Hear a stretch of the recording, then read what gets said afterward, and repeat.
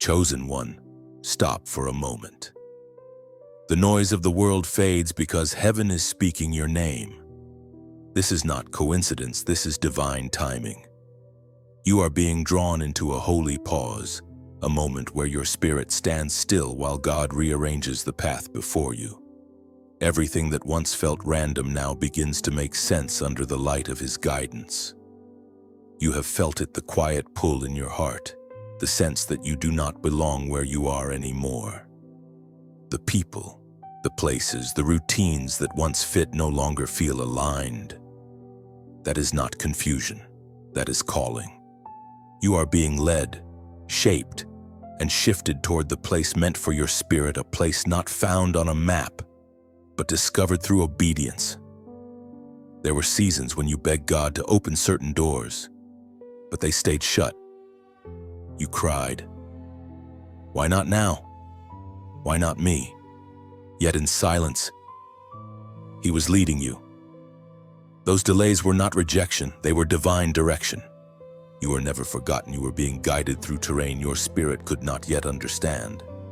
It is written in the book of Proverbs, in the chapter 3, verse 6. In all your ways acknowledge Him, and He will direct your paths. That verse is your confirmation. Every twist, every delay, every detour, He directed them all. Even when you thought you were lost, you were exactly where you needed to be. God does not waste pain, nor does He misplace His chosen ones. Each closed door was a form of protection. Each unanswered prayer was a rerouting to purpose. You were not being delayed, you were being delivered. Chosen one. Understand this divine guidance rarely looks like what we expect. Sometimes it looks like confusion, heartbreak, or silence. But beneath that silence, heaven has been speaking your name. God has been leading you through unseen corridors, preparing you for rooms you haven't yet entered. You've been walking by faith, not by sight, and that's exactly how divine direction works. You've been stripped of things that once defined you. You've lost people, comfort, and control, but only so that your dependence could return to the one who never fails. The world called it loss, but heaven calls it realignment. You had to be emptied of the false before you could be filled with the true. You had to lose what distracted you to find what defines you. Look back for a moment. Every heartbreak taught you compassion. Every delay built your patience. Every silent season trained your hearing. God has been cultivating within you the wisdom to recognize His voice, so that when He says move, you won't hesitate. Your spirit has been learning the rhythm of His steps. That is why certain places no longer feel right, because your spirit is already walking towards something higher. Chosen one, your destiny is not behind you. It is calling from ahead. God is not only leading you, He is training you to follow. Every time you chose faith over fear, obedience over convenience, you were proving that you are ready for the next dimension of purpose. You are learning to walk with heaven's pace. Now, the shift begins. The Spirit of God is stirring within you, calling you out of survival mode into surrender. You no longer have to fight for position. God is positioning you Himself. The same hand that withheld certain opportunities is now releasing new ones. You are being led into divine alignment where peace becomes your compass and grace becomes your map. Don't resist the unknown. The unknown is where God performs His greatest work. He hides you before He reveals you. He tests your trust before He releases your testimony. You are not lost. You are being guided. And every step, yes, even the painful ones, has been necessary to bring you to this threshold. You are crossing into a new spiritual landscape. The air feels different because it is holy ground. The place meant for your spirit isn't just where you'll find peace, it's where you'll finally understand why everything happened the way it did. You will look back and realize God was guiding me the whole time. Now, as a prophetic act of agreement, comment the number 707 below, symbol of completion, divine perfection, and spiritual alignment. Let heaven see your faith. If this word has reached your spirit, like, share, and subscribe, because someone else out there is still searching for the place their soul belongs. Your act of faith may be the message that saves their direction. You are not wandering. You are being led. The path is unfolding beneath your feet, and heaven is walking with you. You have always carried something that set you apart, even when you tried to hide it. The mark upon your life is invisible to the natural eye, yet heaven recognizes it instantly. It is not a crown of gold, but a fire in your spirit, a quiet radiance that reveals who you are and whose you are. This mark is not random. It is divine evidence. You were chosen before you understood what chosen meant. There were moments you questioned why you could never fit in completely, why every attempt to blend into the world left you feeling misplaced. That tension inside of you was not rebellion, it was revelation. Your soul was never designed to settle in places that are beneath its destiny. You have been set apart for something higher, something holier, something that will make sense only when you stand in the place your spirit was meant to reach.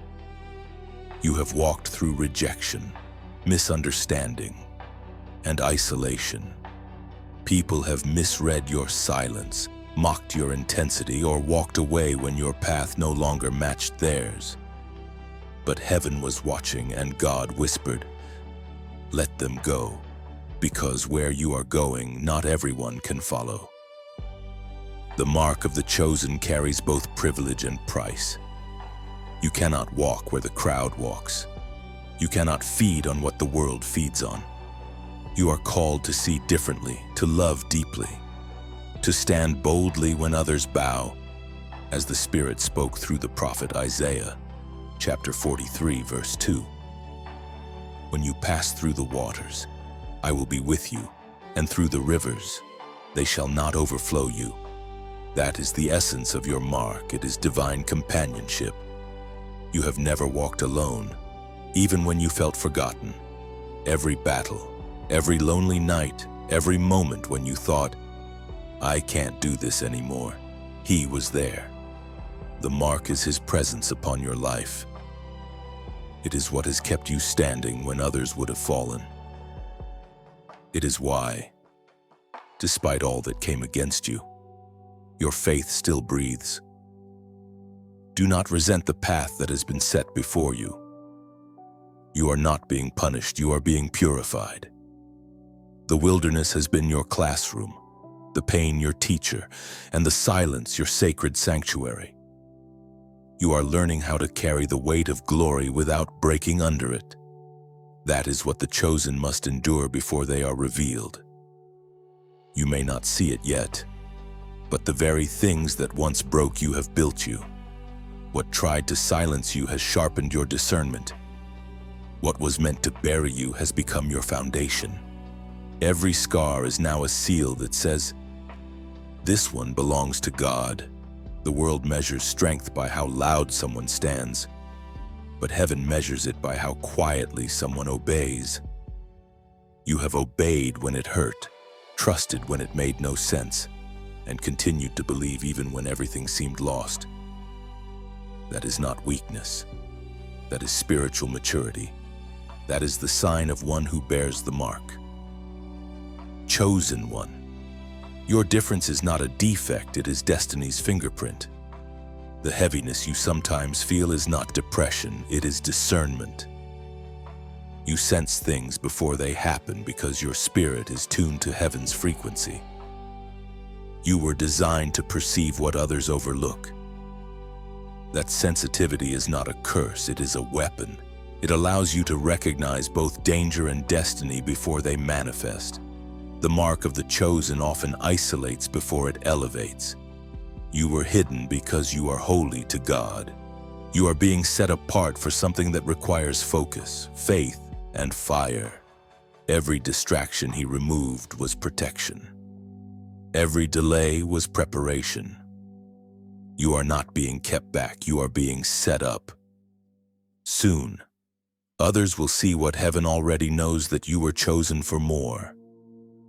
And when they do, the very ones who doubted you will realize that the mark you carried was never arrogance, it was anointing. So stand tall, even in silence. Walk with confidence, even in mystery. You are marked for purpose, wrapped in grace, and guided by a God who never loses track of his own.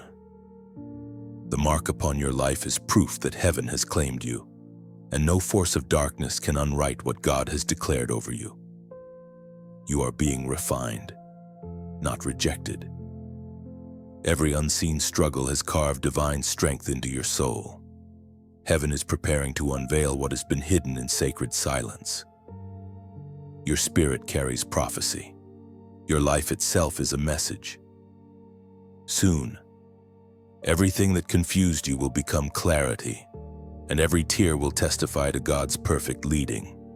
You have walked through deserts that seemed endless, seasons where heaven felt silent and your prayers seemed to echo into emptiness. This was not punishment, it was purpose. The wilderness is never a mistake in the life of the chosen. It is the sacred ground where God strips away what cannot stay and strengthens what must endure. Before he reveals you, he hides you. Before he crowns you, he tests you. The silence of the wilderness is not absence, it is invitation. When everything external is quiet, the voice of God grows unmistakable within. You begin to hear whispers that were once drowned by noise. You start to notice divine patterns, small mercies, and quiet instructions that guide your next steps. The wilderness teaches you to discern the difference between movement and leading. Not everything that moves is of God.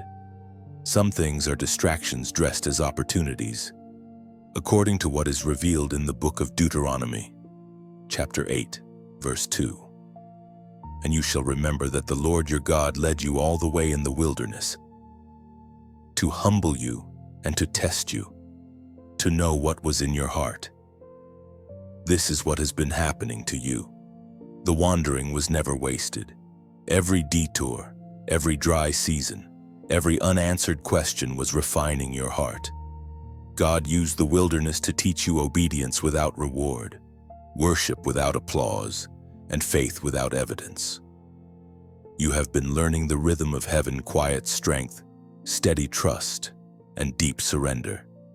You may not have realized it, but the very isolation you resented became your sanctuary. The stillness became your training ground. You learned that God does not always shout over storms. Sometimes he whispers in still water. When everything you depended on was removed, you discovered the one thing that never leaves his presence. Many have mistaken your silence for weakness, but in truth, it has been your greatest weapon. The wilderness teaches warriors how to listen, and those who learn to listen cannot be deceived. While others chase recognition, you have been pursuing revelation. While others seek comfort, you have been built for calling. You have learned to recognize God's voice in the dark, and that is the most powerful gift a spirit can carry.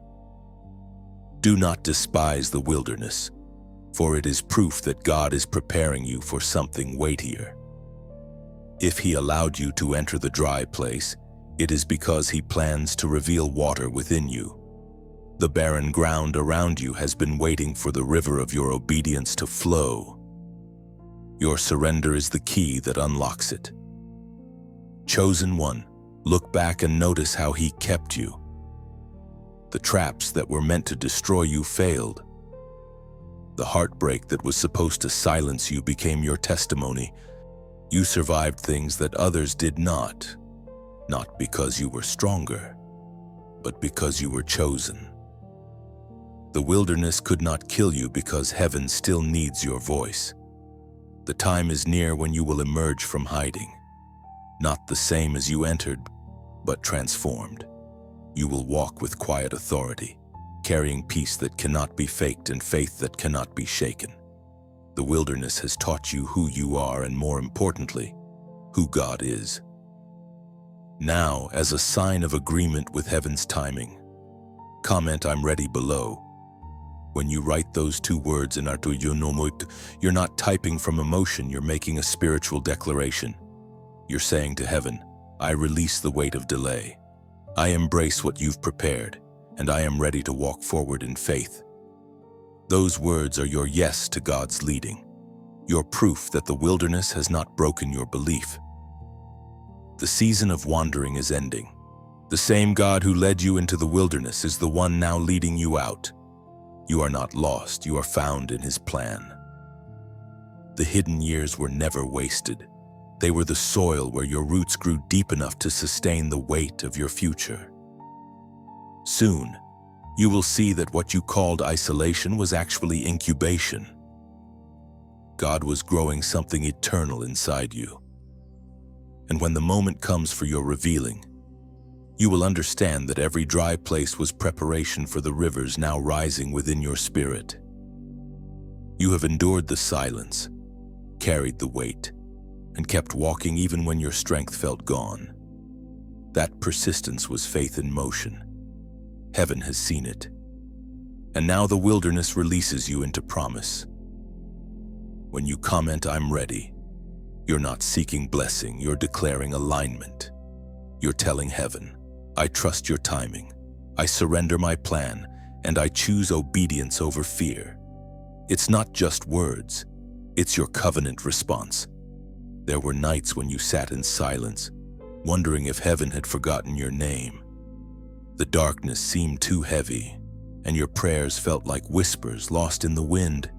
Yet even there in the silence, in the stillness, God was near. He was not absent, He was whispering.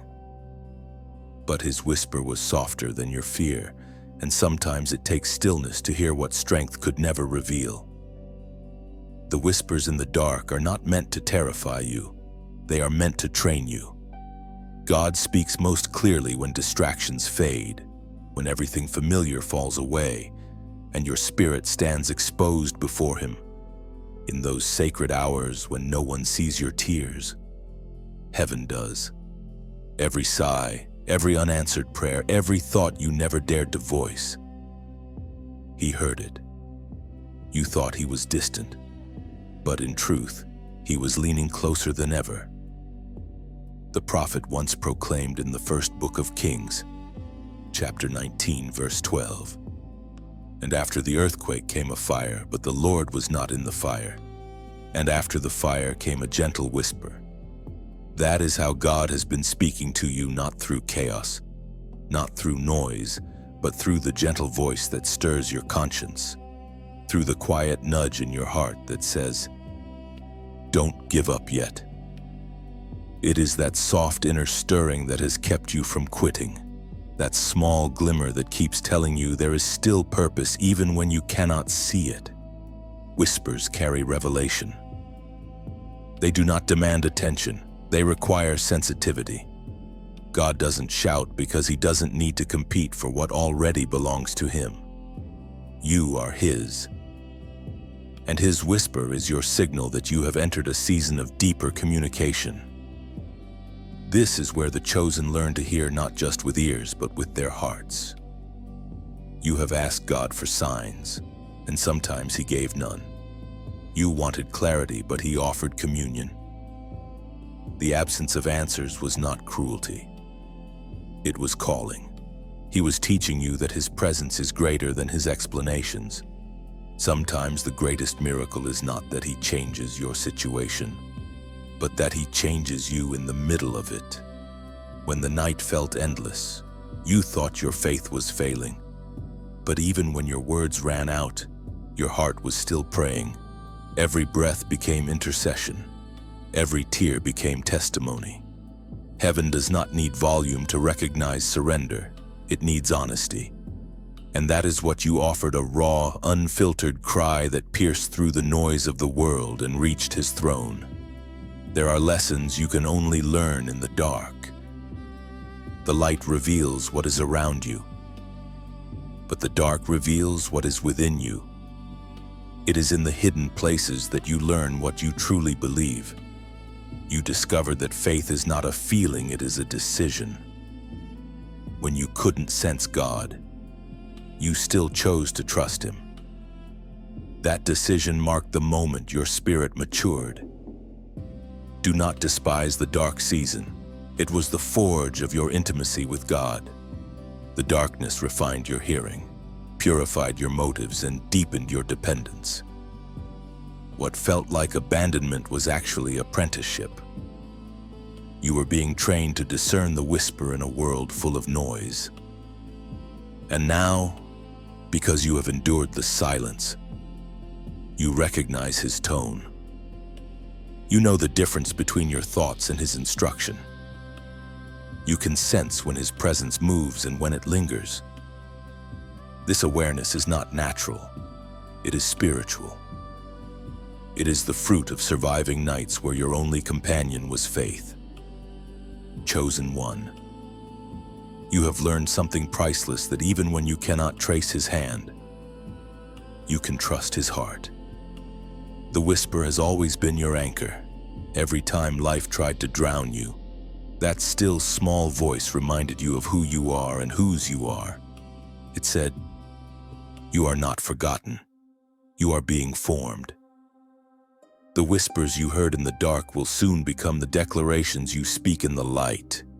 The secrets God revealed to you in solitude will one day become words that heal others. The same voice that comforted you will flow through you, guiding those still walking through their night. The darkness was never meant to destroy you. It was meant to define you. You have learned to hear heaven in hidden places, and now, that discernment will lead you wherever your spirit must go next. You are now fluent in the language of silence. What once felt like emptiness has become sacred conversation, proof that even darkness cannot drown divine direction. Every whisper you heard in pain will soon echo in power. The same voice that comforted you in secret will command light into your next season. There are moments when obedience feels uncomfortable, when saying yes to God costs more than you expected. But that's where transformation truly begins, on the altar of surrender. Every chosen one must face the crossroads where comfort ends and calling begins. And right now, you are standing at that exact place. The call of God has always required movement. He calls you to step out of the familiar, to leave behind the safety of what you understand, and to walk into the unknown, guided only by faith. Obedience is never easy because it demands trust before proof. Yet every act of obedience unlocks something new. New strength, new provision, new purpose. We are reminded through the writings of David in the Psalms. Chapter 37, verse 5. Commit your way to the Lord, trust in Him, and He will act. Those words are simple, but they carry power. Commit your way, not just your dreams, but your fears, your plans, and your pace. When you do, God moves in ways that seem impossible. Sometimes all He's waiting for is your willingness. Not perfection, not performance, just a heart that says, "I will obey." Even if I don't understand, your spirit has already begun to sense this pull.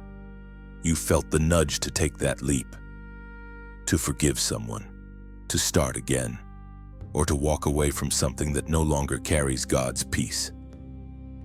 Obedience doesn't always look glorious. Sometimes it looks like letting go. Yet what you release in faith will always return multiplied in grace. Every story of destiny begins with surrender. Abraham left his home. Moses stepped into the desert. Esther risked her life. Each of them had to obey before they saw the miracle. And now, it's your turn. Your yes is not small, it ripples through eternity. Sometimes obedience is simply continuing to believe when nothing seems to change. It's choosing to worship even when your heart aches.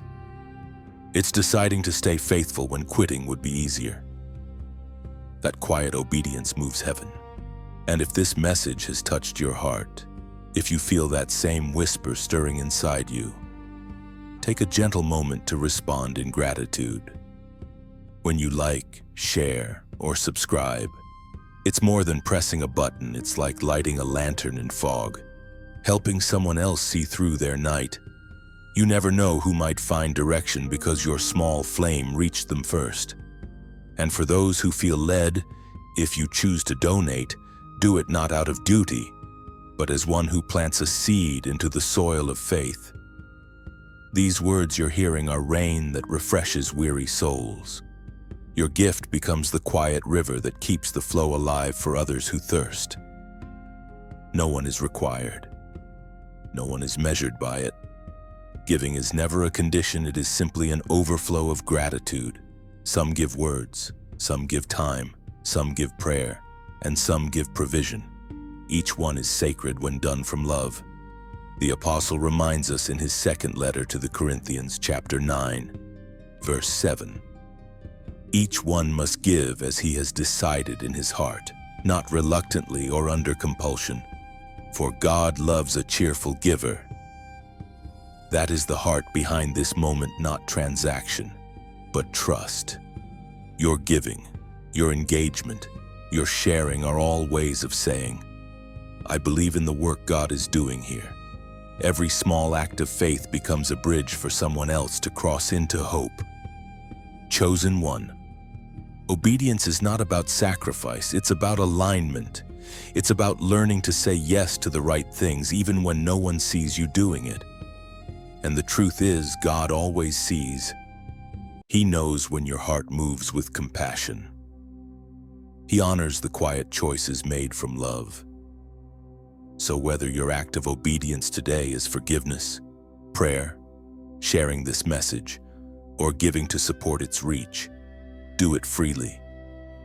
Let it come from the same place where your faith lives deep, sincere, and trusting. Heaven does not measure the size of your gift, it measures the heart behind it. May your obedience today become the doorway to tomorrow's breakthrough. May your willingness invite divine favor into every corner of your life. And as you take each step forward, remember you are never walking alone.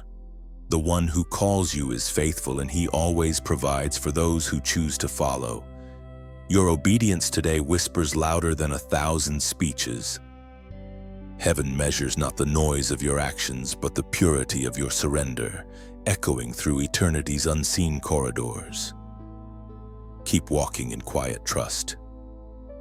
Every step of faith becomes a ripple in divine time, reaching hearts you may never meet, lighting paths you may never walk, There were moments when you stood before doors that refused to open.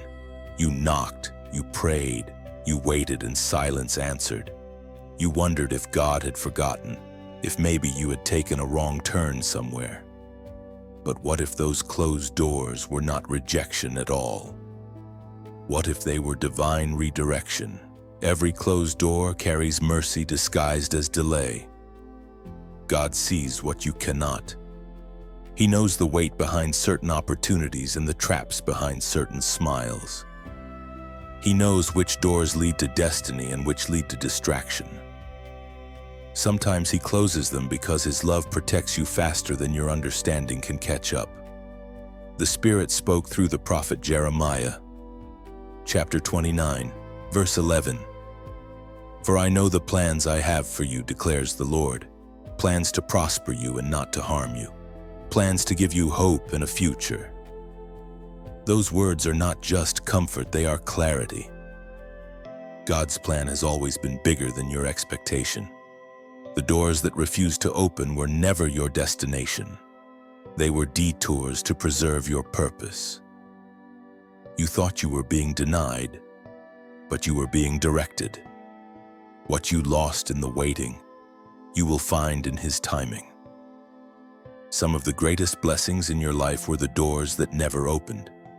If God had answered every prayer you prayed, you would have settled for less than what He intended. Closed doors are often heaven's way of saying, "There's something better, just wait." You didn't fail. You were being refined. You were being trained to recognize his no, not as punishment, but as protection. It takes spiritual maturity to thank God for the doors he shuts, because when he closes one, it's never out of cruelty, it's always out of care. The ancient words recorded in the book of Revelation, chapter 3, verse 7, remind us what he opens no one can shut, and what he shuts no one can open. That is your reassurance. What belongs to you cannot be stolen, delayed, or destroyed.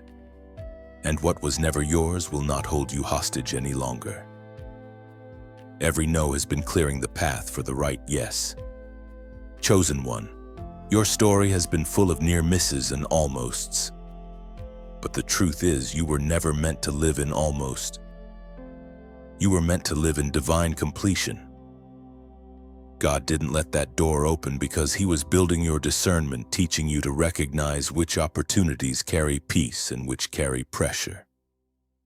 You may have cried over doors that stayed locked, but one day you will thank him for every single one. Because when the right door opens, it won't require you to shrink, beg, or compromise who you are. It will open with grace, and you'll realize, this is where my spirit belongs.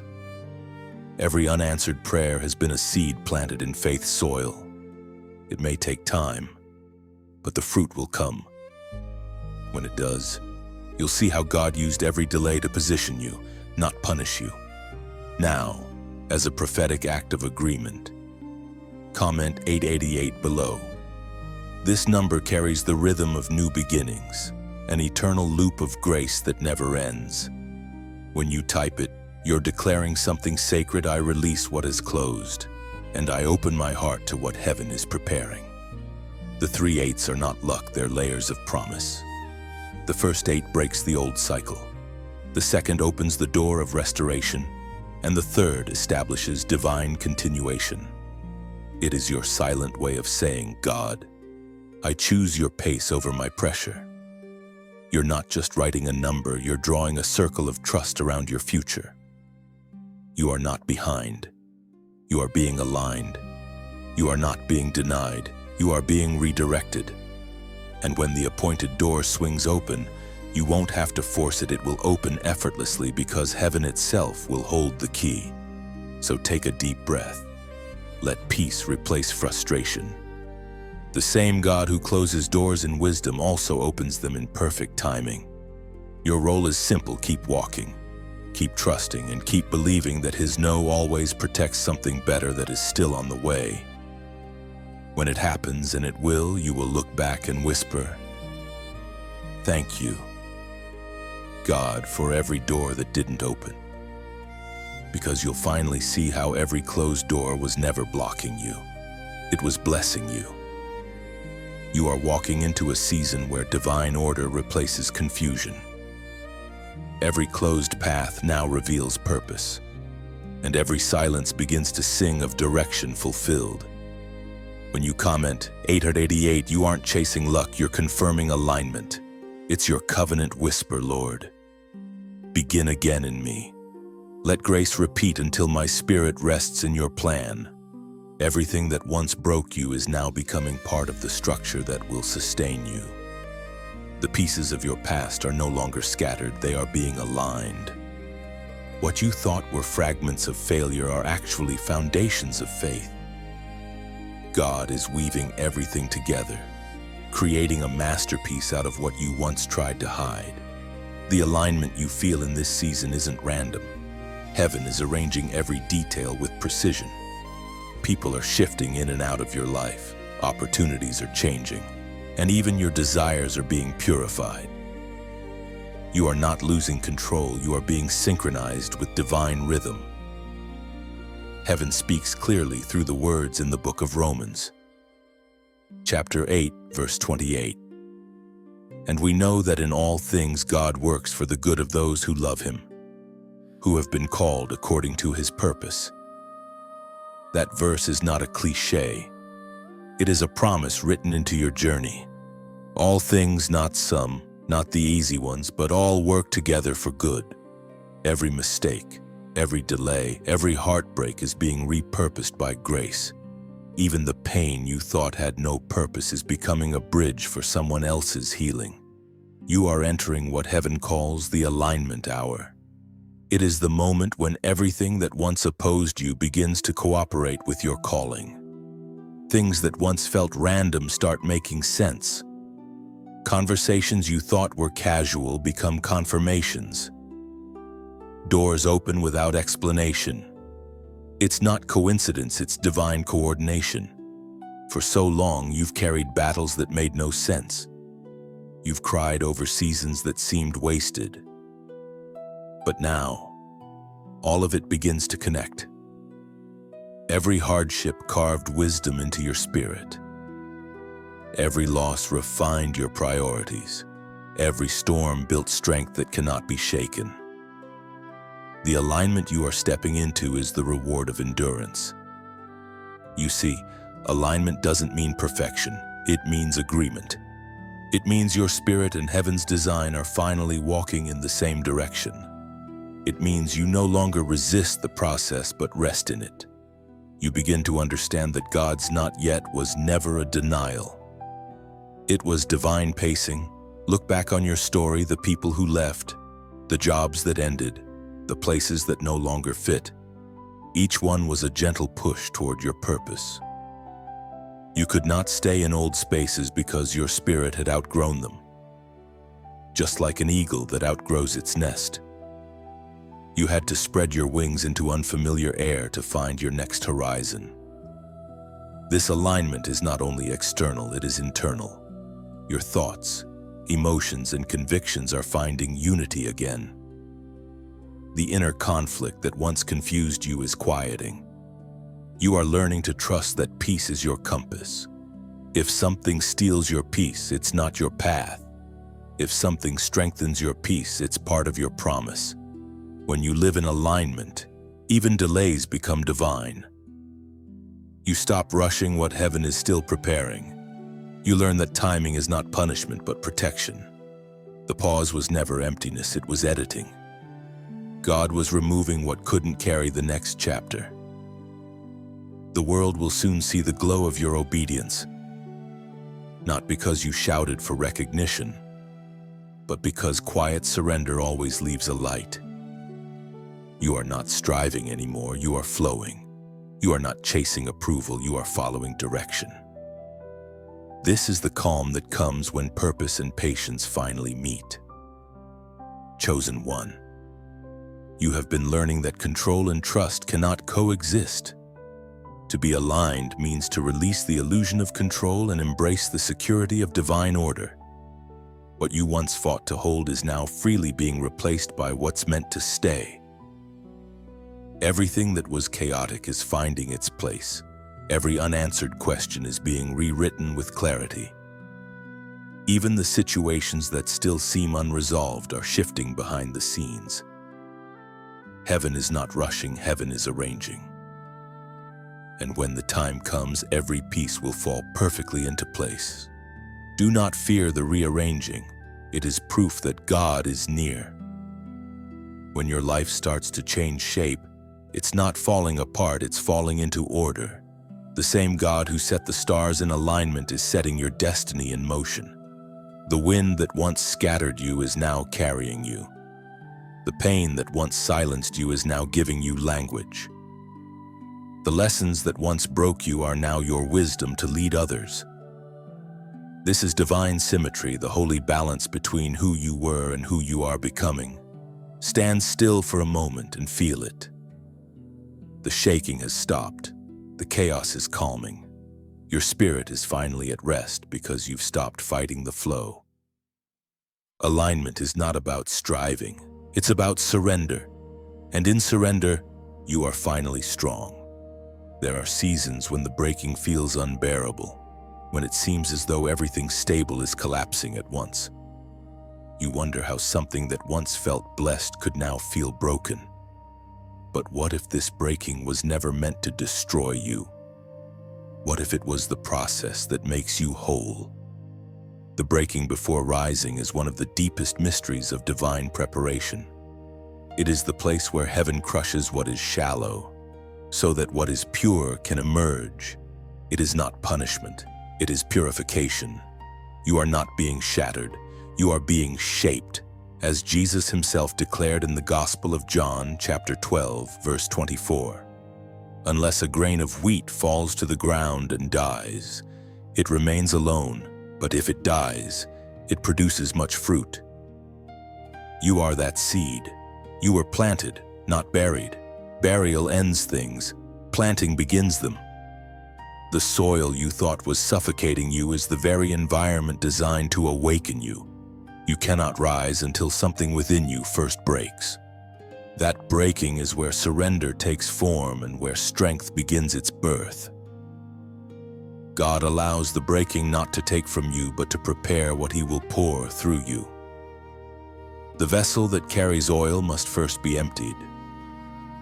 The alabaster jar had to be broken before the fragrance could fill the room. In the same way, your pain has been releasing something precious, your anointing. There were seasons you begged for understanding, wondering why certain losses came all at once. Relationships ended, opportunities disappeared, dreams dissolved, but what felt like loss was divine surgery. God was cutting away what could not hold the next blessing. The pruning hurt, but it was holy. You carry treasure within fragile humanity. You are the clay, and he is the potter. When the pot cracks, his glory shines through the broken lines. Your scars are not shame, they are evidence that grace held you together. Every crack is a testimony that light lives inside you. Breaking teaches humility. It removes pride and polishes purpose. In your weakest moments, you discovered that strength was never yours, it was his. You learned that faith is not about pretending to be unbreakable. It's about staying surrendered even while breaking. You might still see pieces around you now, plans that didn't work, prayers that seem unanswered. But soon, you will see how those pieces form a pattern. Every broken shard fits into a larger mosaic that heaven has been designing all along. God never breaks something he doesn't plan to rebuild stronger. The breaking produces oil, the kind that cannot be faked or borrowed. It is the oil of authenticity, compassion, and depth. Those who have never been broken may shine for a moment, but those who have been crushed carry fragrance that never fades. You are being transformed into someone whose presence brings healing just by existing. Remember, even Jesus broke bread before he multiplied it. The miracle didn't happen in the whole, it happened in the breaking. Likewise, what feels like your breaking point may actually be your birthing point. Something divine is forming where your endurance met surrender. Do not rush your healing. Oil takes time to flow, let the process do its work. What once wounded you will soon become what anoints you. The same tears that fell in pain will water the field of your next season. You are not breaking down. You are breaking open. The world often fears brokenness, but heaven honors it. Brokenness makes room for intimacy, for compassion, for power. The more broken the vessel, the more light it releases. This is why the enemy tried to crush you completely, because he feared what would pour out once you survived. Chosen one, do not despise the breaking. Thank God for trusting you with it. To be chosen for breaking means heaven saw something in you strong enough to survive it. You were not broken because you were weak. You were broken because you were chosen to reveal strength others could not see. The pain you've endured is sacred. It's not just your story, it's your oil. And one day soon, the fragrance of your faith will fill rooms you never dreamed of entering. The same hands that allowed the breaking are now shaping you into a vessel that can carry glory without leaking. When you rise, and you will rise, you'll understand why it had to happen this way. You'll no longer fear the crack, for they are proof that grace lives inside the vessel. What felt like loss was never loss at all. It was redirection, sacred and unseen. Heaven was steering you away from what could not carry your future. Sometimes what you call ending is really God pulling you back from destruction you didn't even know was coming. The closed path was a rescue disguised as disappointment. Heaven's redirection rarely comes with explanation. It comes with a nudge in your spirit, a sudden restlessness that says, "This no longer fits." You may not understand it at first, but later you see that every shift was mercy. Divine love does not always come as comfort, sometimes it comes as separation. The Spirit spoke through the prophet Isaiah, chapter 55, verse 9. As the heavens are higher than the earth, so are my ways higher than your ways and my thoughts than your thoughts. Those words reveal a truth that few are ready to accept. God's guidance often hurts before it heals. You prayed for His will, and He answered, but His will sometimes removes what your heart still wants. The separation you resist is often the salvation you need. There were people you thought would walk with you forever, but they could not survive the weight of your calling. There were plans that looked promising but suddenly dissolved. There were opportunities that seemed perfect but faded without warning. You saw loss, heaven saw protection. God removed what could have become your prison. It takes spiritual maturity to thank Him for exits you didn't plan. The same door that closed on your dream may have closed on your downfall too. Every redirection has purpose, even when it feels like punishment. God is not denying you. He is delivering you from what could delay your destiny. You see, there's a difference between rejection and redirection. Rejection tells you what you lost. Redirection shows you what you're being led to. The pain of redirection is temporary, but the safety it brings is eternal. Every tear shed in confusion has watered the soil of new beginnings. Think back to the times you cried. The friendships that ended, the dreams that died, the seasons that felt wasted. None of it was random. You were being repositioned. Heaven has a pattern that human eyes cannot see. God was quietly steering you through storms that would have destroyed your purpose. When you look at your journey now, you can see the thread. The things you lost taught you wisdom. The silence taught you trust. The pain taught you prayer. Every moment you thought was chaos was actually choreography. Heaven was composing something beautiful out of your surrender. Sometimes God lets certain chapters end because your spirit has already outgrown them. You cannot walk into promise still tied to what's passing away. His redirection is not a betrayal of His promise, it is proof of it. He would rather break your heart now than let your destiny break later. So when things fall apart, do not panic, pause. Ask yourself, what is God protecting me from? He never takes without intending to replace. He never redirects without revealing a new route in His time. The loss you feel today is making space for tomorrow's miracle. If this word is confirming something inside your spirit, if you feel that quiet peace rising behind the pain, then hold on to it. This is what divine redirection feels like, peace in the middle of change. You're not losing your way. You're finding His way. Now, as an act of faith and alignment, comment "Lead me" below. When you write those two words, you're not asking for a map, you're surrendering to the guide. You're saying, even if I don't understand, I will follow. Even if it hurts, I will trust.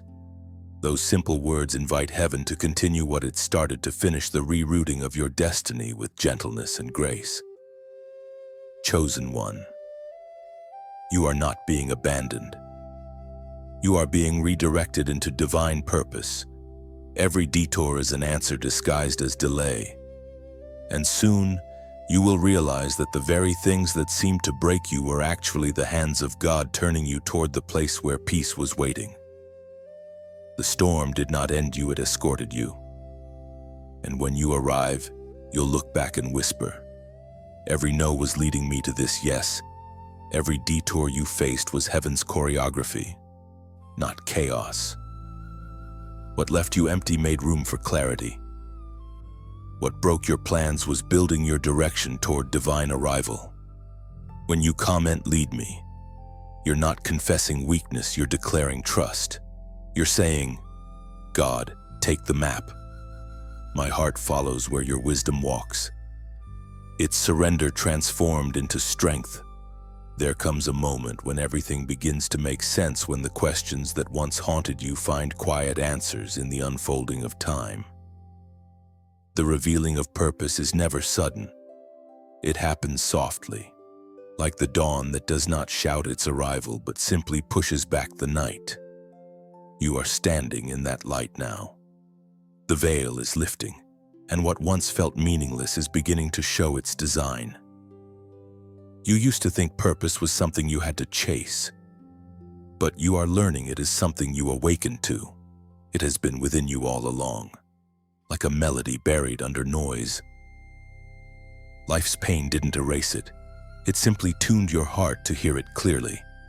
Every heartbreak, every delay, every silent night became an instrument in God's orchestra of preparation. The prophet once wrote in the book of Ephesians, chapter 2, verse 10, "For we are God's workmanship, created in Christ Jesus to do good works, which God prepared in advance for us to do." That verse is not a promise to the perfect, it's a reminder to the willing. You are not an afterthought. Your life is not a random collage of experiences. It is a masterpiece still being painted. Every brushstroke, bright or dark, serves a purpose in the final image. Your purpose is not hidden from you, it is hidden in you. It reveals itself as you walk, as you obey, as you keep showing up when it would be easier to give up. Purpose is not found through striving, it is revealed through surrender. There were times you begged God for clarity, but He gave you character instead. Now you see why. Clarity without character destroys. Purpose without process collapses. What He was building inside you was stronger than what you thought you were waiting for. When purpose begins to reveal itself, something shifts in your spirit. You stop comparing and start understanding. You stop competing and start creating. You no longer crave attention, you crave alignment, because you realize that real purpose is not about being seen, it's about being sent. You may not have the full picture yet, but you are no longer blind. You can sense the divine flow, the gentle push that tells you, this is the way. Trust it. Walk in it. Purpose rarely roars, it whispers. It doesn't demand applause, it requires obedience. And if this message is stirring something within you, if you feel that deep recognition, as if your heart is saying, this is what I've been waiting to hear, then let that be your confirmation. When you like, share, or subscribe, it's more than supporting a message, it's joining the movement of light. Imagine striking a single match in a dark room. It changes everything, not because of its size, but because it dared to shine. That's what your engagement does. It extends the flame so others can find their way too.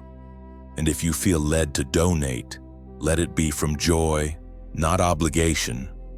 Think of it as sending a ripple across still water, a small act that travels farther than you will ever see.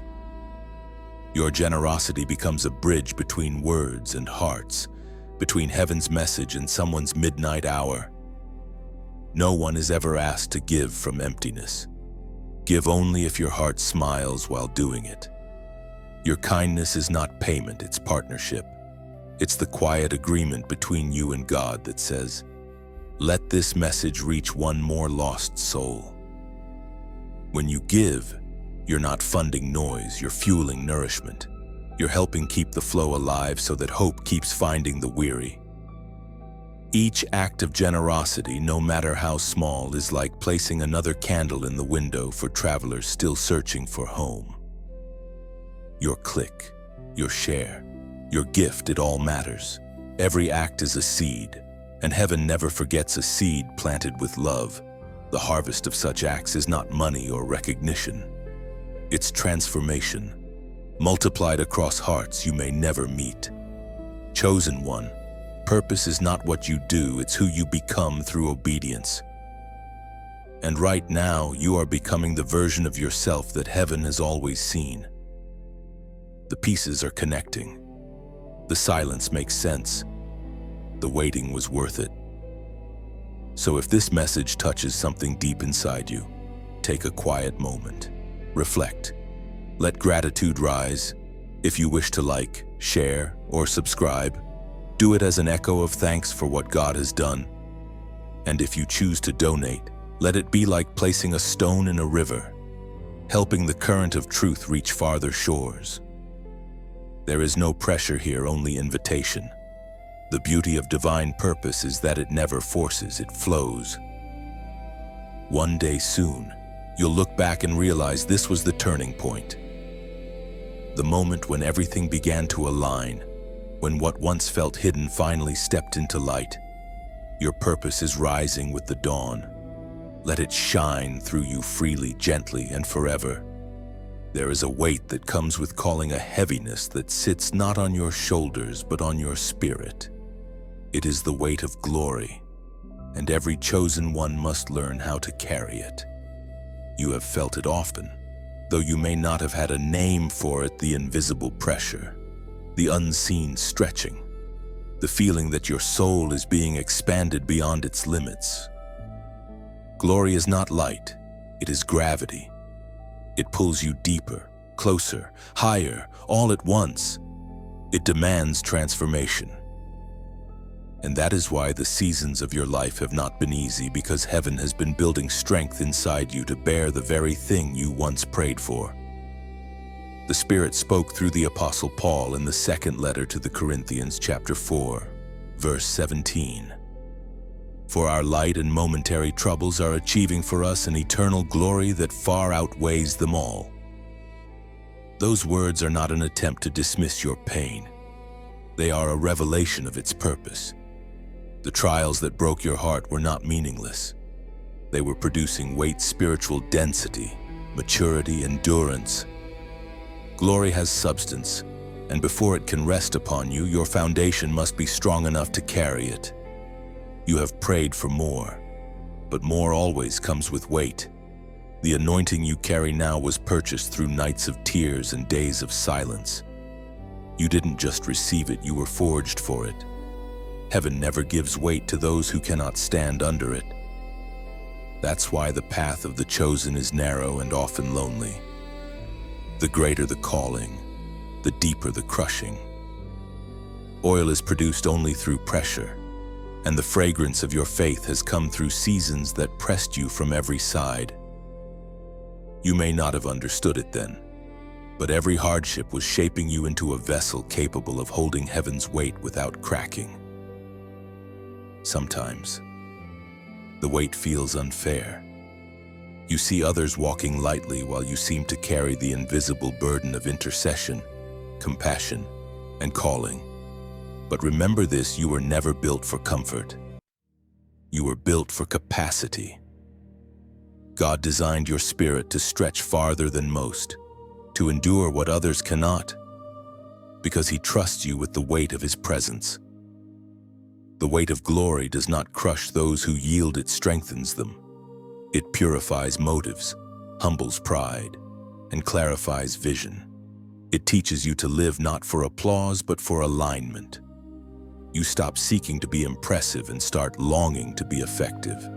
There are moments when the weight feels too heavy, when even your prayers seem to bend under it. But that is not the time to run, it's the time to rest. In that surrender, strength returns. The same hand that placed the weight upon you is the hand that carries it with you. You were never meant to bear glory alone. You were meant to host it. Every chosen vessel throughout history has carried weight. Moses bore the burden of leading a nation. David carried the pressure of a promise long before it was fulfilled. Mary held divinity in her womb while the world misunderstood her. Each of them felt the heaviness of destiny. Yet they endured. You are walking the same sacred path. Your weight is not punishment, it is proof of trust. God would not invest so much in you if He did not intend to release much through you.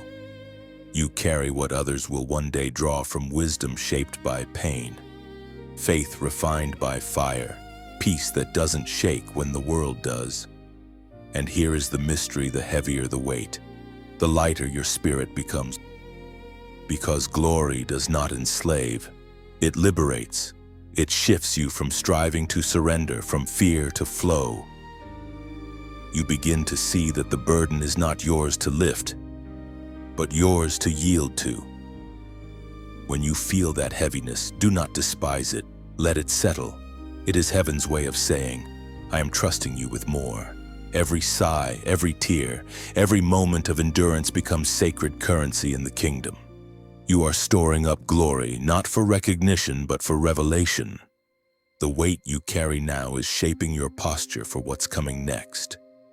It is teaching you balance, how to stay grounded while rising, how to be powerful yet humble, how to remain human while walking with the divine. Chosen one. This is why the process has been intense. The greater the weight, the greater the grace. You have been trained in storms so that when the spotlight comes, your spirit will not shake. The weight that once felt unbearable will soon feel natural because you have grown into it. And when the day comes that you finally stand in the fullness of your calling, you will realize that the heaviness was not a curse but a crown. Glory has never been light, it has always been worth it. Every step you've taken, even the ones that seemed backward, has been leading you along a divine pattern. The prophetic pathway is not a straight road. It is a sacred spiral, turning you again and again toward purpose until you learn to see through heaven's eyes. What you thought were detours were actually divine coordinates. Sometimes you walk through places that make no sense because you are traveling under a prophecy too big for your current understanding. The map you hold is drawn in faith, not ink. It unfolds only as you move forward. You cannot see the whole picture yet, but heaven can. And heaven never misguides those who are willing to walk blindfolded by trust. The Spirit once spoke through the prophet Habakkuk, chapter 2, verse 3. For the vision is yet for an appointed time, though it lingers. Wait for it, it will surely come, it will not delay. You have been waiting, wondering, aching for that appointed time. You've asked, when? God, how long? And in reply, He whispers, soon but not before you're ready. Prophecy is not a promise of speed, it is a promise of certainty. It will come not on your timeline, but on His. The prophetic pathway is often hidden in ordinary steps. It's the small acts of obedience that open massive doors. The decision to forgive, the choice to keep believing. The moment you speak life instead of fear. Those are prophetic movements, tiny, unseen turns of the key that unlock the next chamber of your destiny. You've been walking this path longer than you realize. Every closed chapter was preparing you for a new revelation. Every disappointment was pruning your expectations, shaping your perspective to match heaven's design. You thought you were wandering, but you were being guided. You thought you were starting over, but you were stepping deeper into divine direction. Sometimes you'll feel the tension of the journey, the push and pull between where you are and where you're being called. That tension isn't punishment, it's propulsion. Heaven uses pressure to move you. When you feel the stretch, it means the next step is near. You've also discovered that prophecy demands participation. God shows you glimpses of what could be, not to tease you, but to train you. You are called to walk in faith, to move even when the road seems invisible. The promise is not just something you wait for, it's something you walk toward. Many people give up right before the fulfillment arrives. They misinterpret delay as denial. But delay is divine calibration. It's heaven perfecting the details so that the moment aligns perfectly with your preparation. If God has not opened the door yet, it's because He's still building the room. Chosen one, your path has not been random. The dreams that revisit you, the signs that repeat, the verses that find you in every season, these are not coincidences. They are coordinates. The Spirit has been guiding you, not by landmarks, but by whispers. When you look back, you'll see that every season of your life was prophetic. Even the pain carried purpose. The relationships, the moves, the endings, all of them fit together in a pattern only heaven could design. Now pause for a moment and let your spirit breathe. You are closer than you think. The pathway ahead is beginning to glow with light. You don't need to see every step, you only need to trust the next one. The same God who spoke the promise will guide the process. As an act of faith and alignment, comment 111 below. This number represents divine clarity, unity, and new revelation. When you type it, you are declaring, I align with heaven's path for my life. I will walk where you lead, even when I cannot see. And the ones who trust through uncertainty become the ones heaven uses to guide others. Your 111 is not superstition, it's synchronization. It means your spirit, your purpose, and your promise are walking in one direction now. Do not fear the road ahead. The same hand that wrote your prophecy is the one clearing your path. What was once confusing will soon make sense.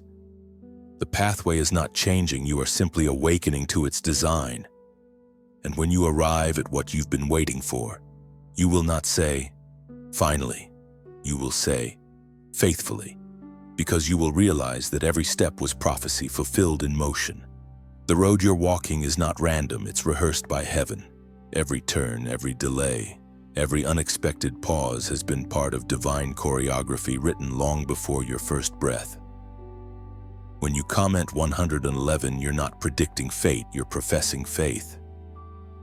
You're saying, I step into oneness with God's timing, trusting His order over my own understanding.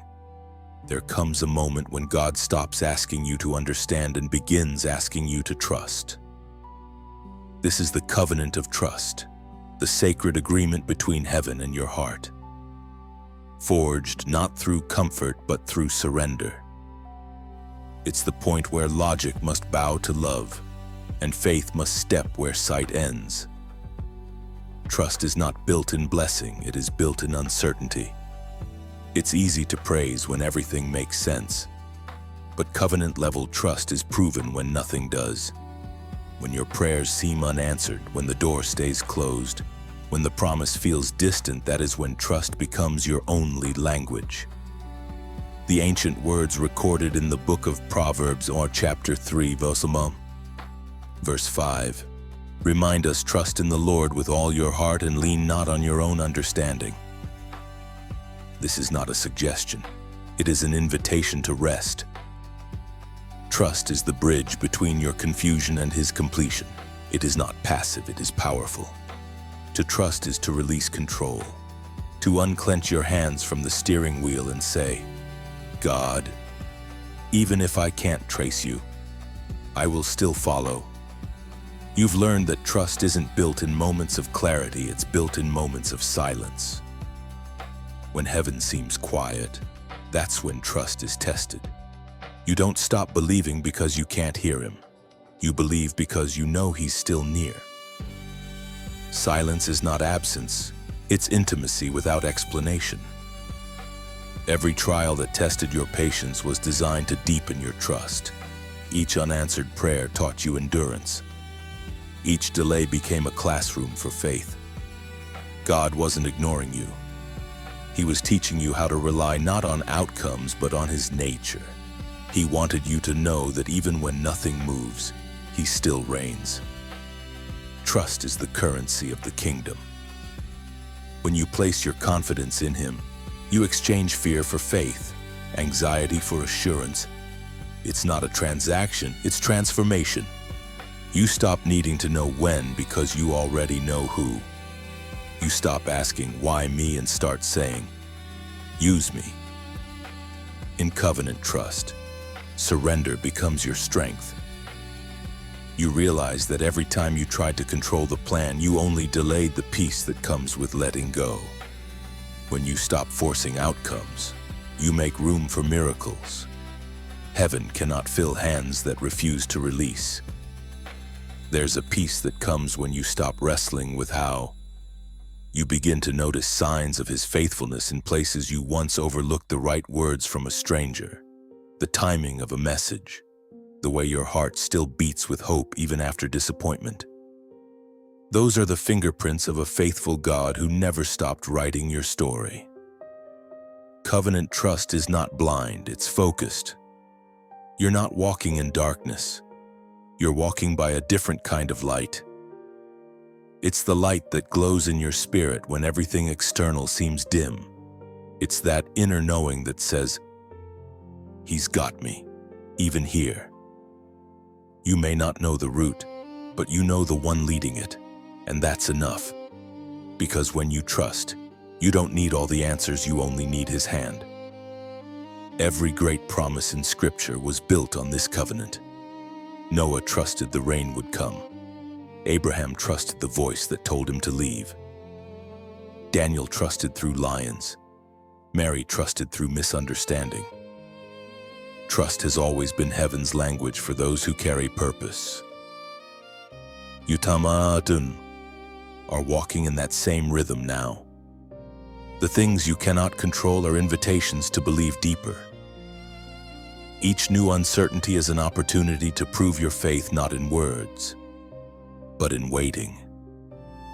When you trust, you stop trying to fix everything and start expecting God to do what only he can. You no longer panic and delay, you prepare. You no longer question every shift, you watch for his hand in it. That's what covenant-level faith looks like: quiet confidence that even the storm is part of the schedule. And slowly, beautifully, you begin to see that this covenant is not one-sided. God trusts you too. He trusts you to carry the message of endurance, to stand when it's easier to run, to believe when the evidence fades. Chosen one, trust is the highest form of worship. It is faith without conditions, love without demands, surrender without fear. It is the moment your spirit whispers, even if I don't see it yet, I still believe. And in that whisper, heaven moves. Trust is the quiet fire that never fades. Even when darkness surrounds you, its glow reminds heaven that you still believe, still wait, still surrender. When you trust, miracles no longer surprise you, they recognize you. Because faith built in silence attracts divine movement louder than any prayer spoken aloud. Every calling is part of something larger than itself. You were not chosen just to be blessed, you were chosen to be a bridge. This is the kingdom assignment, the divine partnership between heaven and earth, between God's vision and your obedience. Everything you have endured has been preparing you to carry this assignment with clarity and conviction. For a long time, you may have thought your story was about survival, about finding peace after pain. But now heaven reveals that it was about something far greater. You were being trained to serve, to lead, to reflect the light of God in dark places. Your assignment is not simply what you do, it's who you become while doing it. The Spirit once declared in the Gospel of Matthew, chapter 5, verse 14, "You are the light of the world. A city set on a hill cannot be hidden." That single truth redefines everything. It means your life was never meant to stay small or hidden. It was meant to shine not for attention but for direction. The world is full of shadows waiting for someone brave enough to carry light into them. That someone is you. Your assignment is not about status, it's about stewardship. God entrusts you with influence, not for your fame but for His glory. He places you in spaces that need grace, in conversations that need compassion, in moments that need mercy. The kingdom does not always look like pulpits or platforms. It often looks like patience, forgiveness, and kindness in motion. Sometimes you'll question whether you are enough. You'll wonder if your small acts make any difference. But heaven measures differently.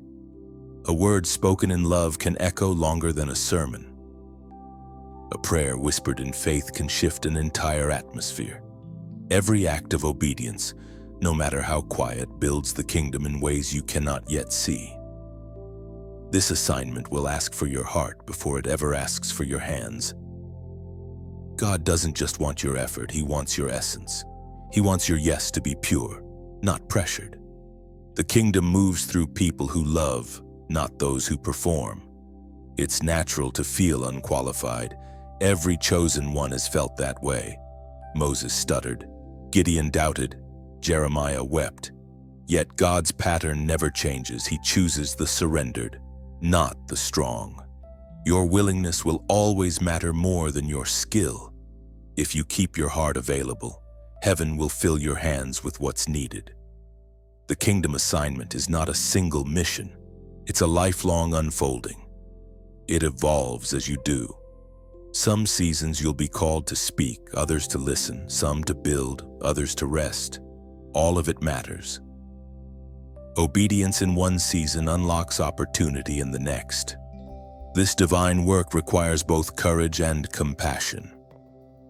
You will stand where others fall, forgive where others hold grudges, and give when others withhold. That is what it means to be a citizen of heaven walking the soil of earth. You carry eternity in temporary form. And though the world may not understand your rhythm, heaven does. The more you walk in your assignment, the more opposition you may face, but that's because light always attracts attention, even from the shadows. Yet remember, this light never fights darkness. It simply shines, and darkness disappears. There will be moments when you grow weary, when the responsibility feels too heavy. In those moments, return to your source. The kingdom does not require you to burn out to prove devotion. It invites you to burn bright because you remain connected. Prayer is not your duty, it's your oxygen. Worship is not performance, it's alignment. Your assignment may not look like anyone else's, and that's the beauty of it. The kingdom is a mosaic, and your piece is essential. No one else can carry your exact light, your precise sound, your unique compassion. You were designed for your corner of this divine masterpiece. Chosen one. The kingdom assignment is both simple and sacred to reflect God where you stand. Whether in your home, your workplace, or in silence among strangers. Every space you enter becomes an altar when you walk in love.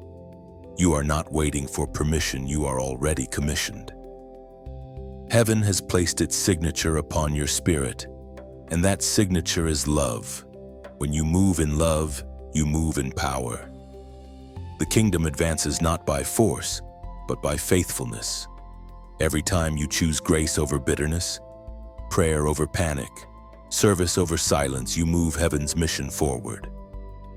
And though the world may never applaud, heaven records every moment as worship. This is the purpose behind every storm and every season.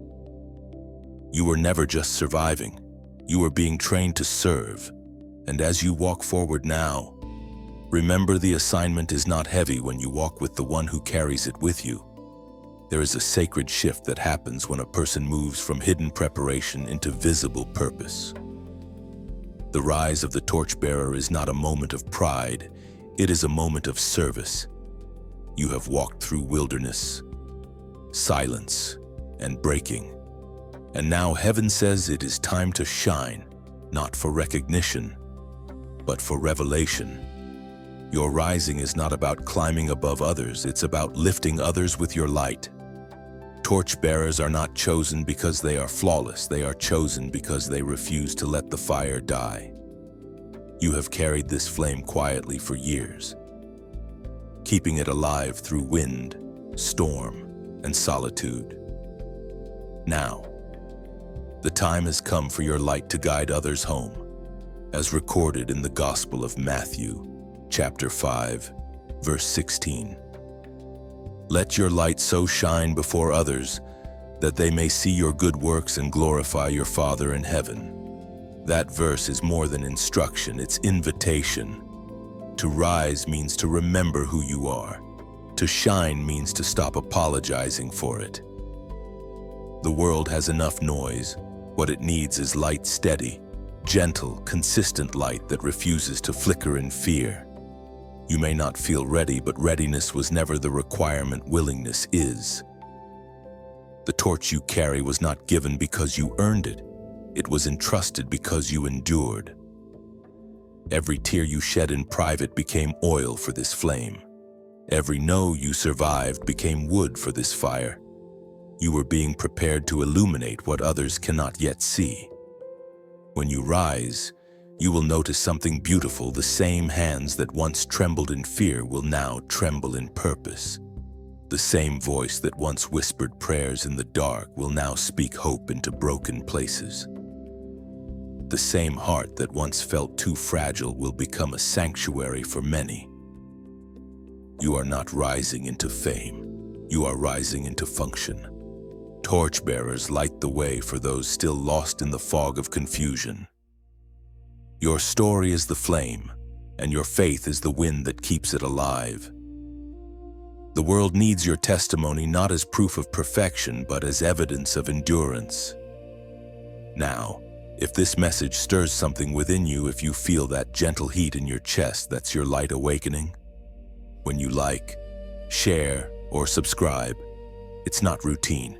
It's raising your torch higher, letting the glow spill into places where hope has grown dim.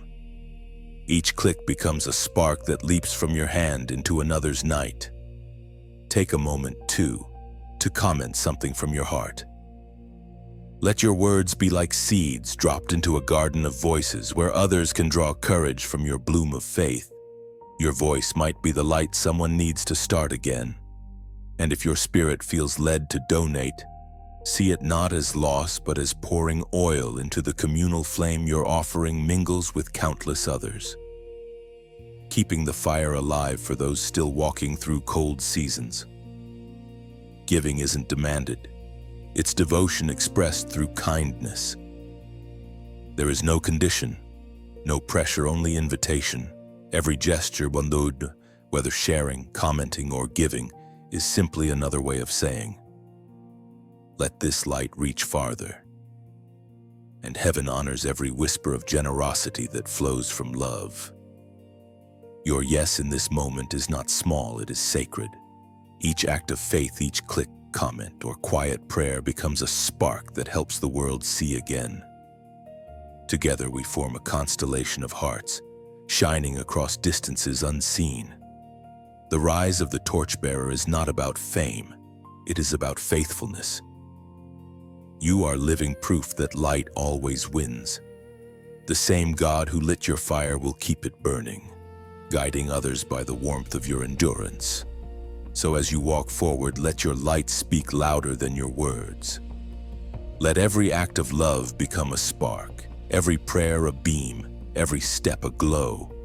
And when you like, share, comment, subscribe, or donate, let it flow naturally like a candle leaning toward another, sharing flame simply because that's what light was born to do.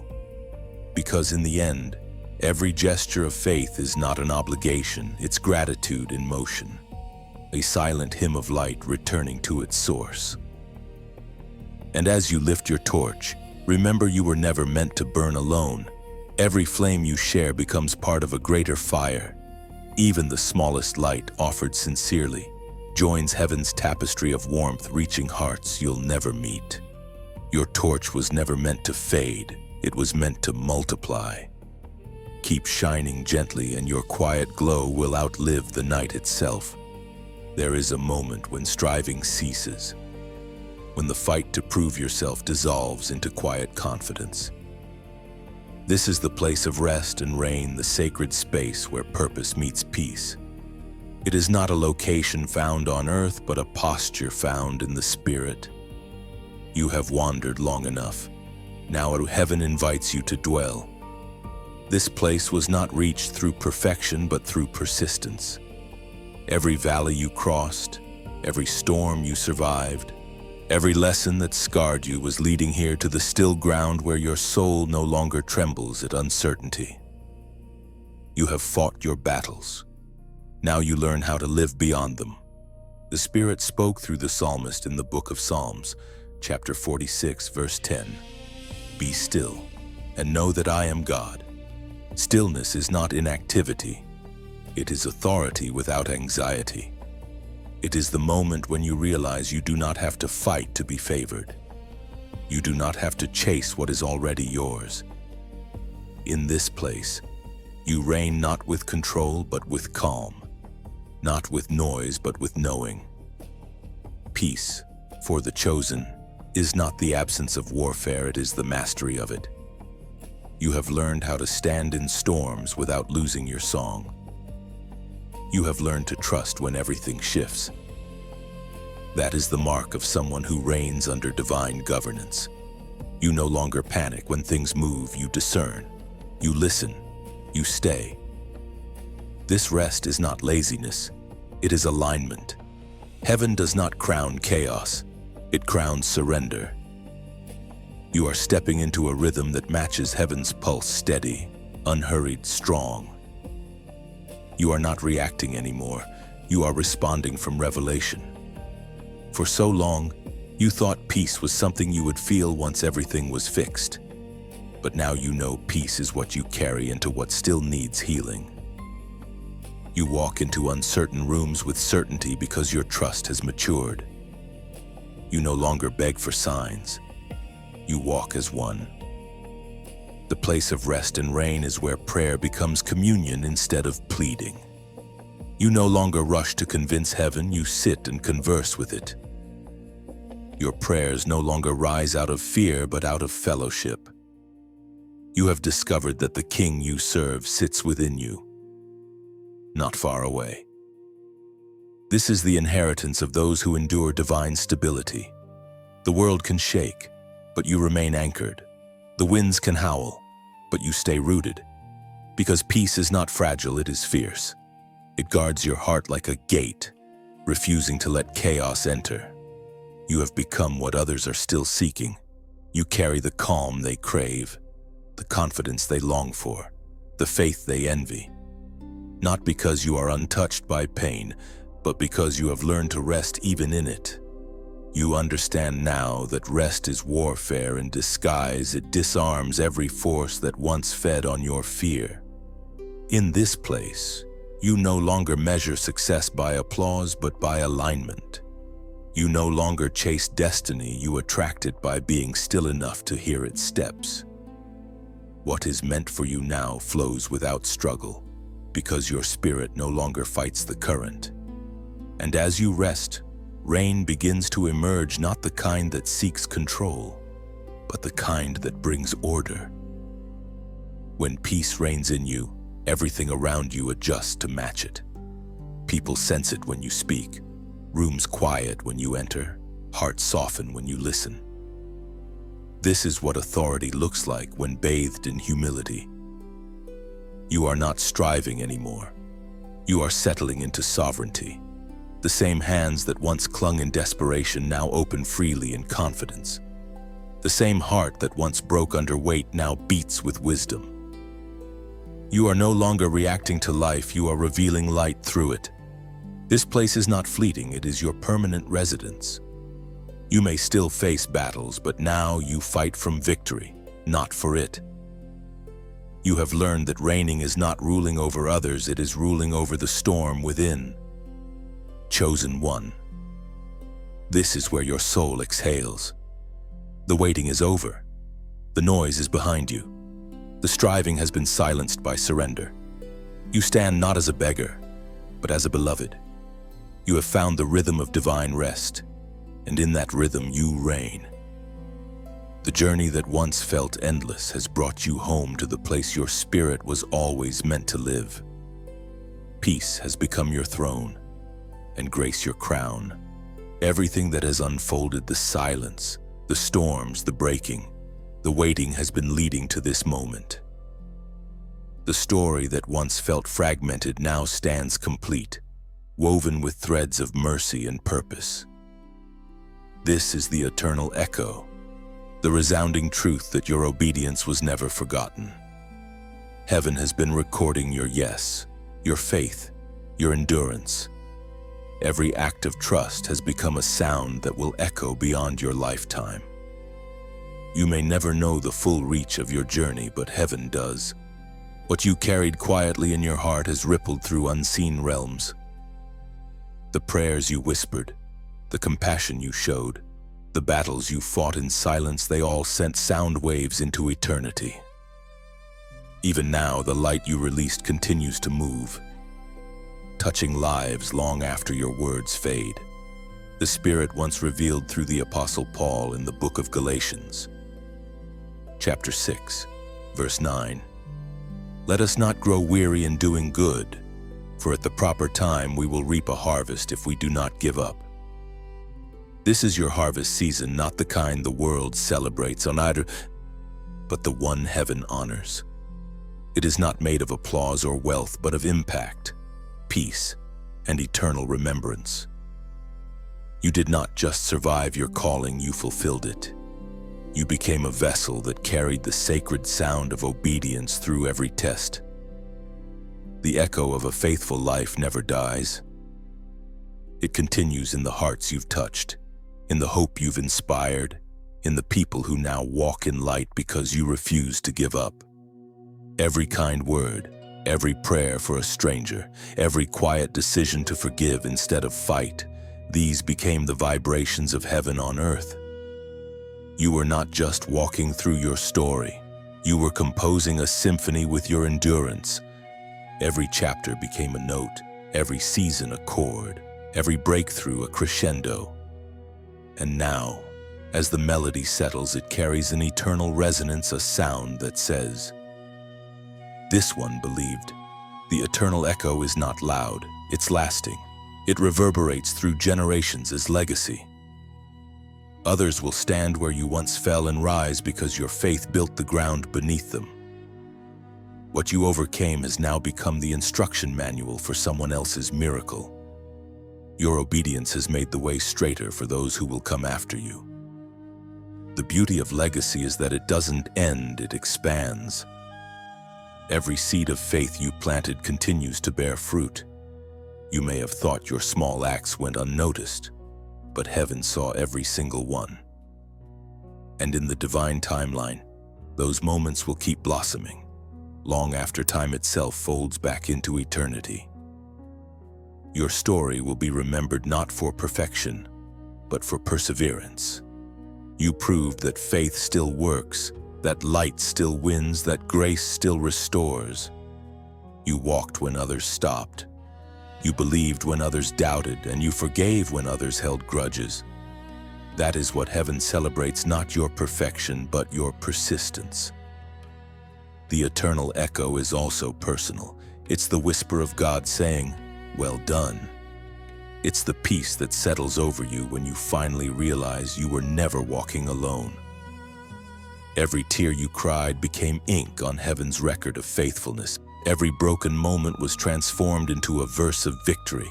You did not live in vain, you lived in purpose.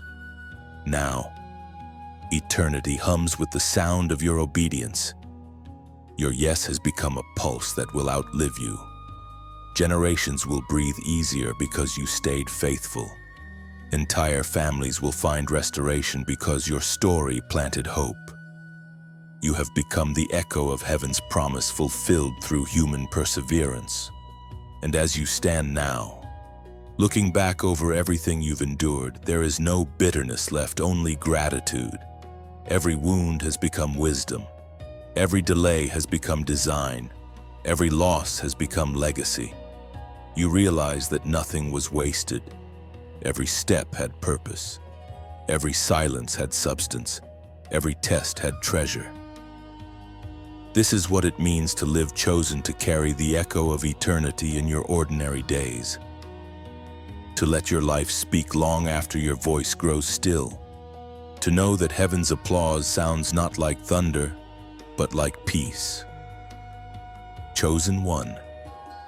The journey was never about reaching perfection, it was about releasing sound. You have done that faithfully, and as eternity leans in to listen, the echo continues a sound that says, purpose fulfilled, faith sustained, light never extinguished. Your story will keep playing in heaven's symphony long after time ends. And that sound, your sound, will never fade. You've reached the end of this message, but heaven's voice never truly ends. What began as words has now become a seed in your spirit, alive, growing, waiting to bloom at its own divine pace. You have walked through silence, through storms, through revelation, and into peace. This is not a farewell. This is a continuation. If this message stirred something within you, if a single sentence felt like it was written for you, let it echo forward. When you like, share, or subscribe, you're not just engaging with content. You're opening a window for light to pass through you into another heart still searching in the dark. Your small act becomes a signal fire, quiet but powerful. Take a moment to comment below. Let your words become a thread in the great tapestry of faith, weaving together stories of transformation from every corner of the world. Someone who reads what you write may find their reason to keep going. You never know whose midnight your testimony might turn into morning. And if your heart feels moved to donate, let it be like pouring oil into a lamp that never goes out. Every drop of generosity becomes fuel for the flame that keeps messages like this alive, reaching those who need them most.